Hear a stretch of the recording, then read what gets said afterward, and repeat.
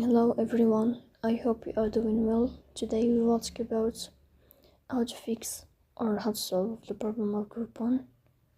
You will click on settings.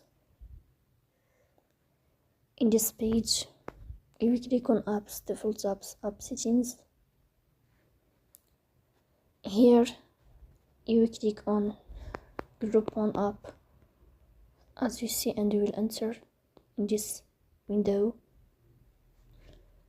Here in this page of app info, you will click on first stop and you will click OK. Then you will enter to storage. Here you will click on clear cache.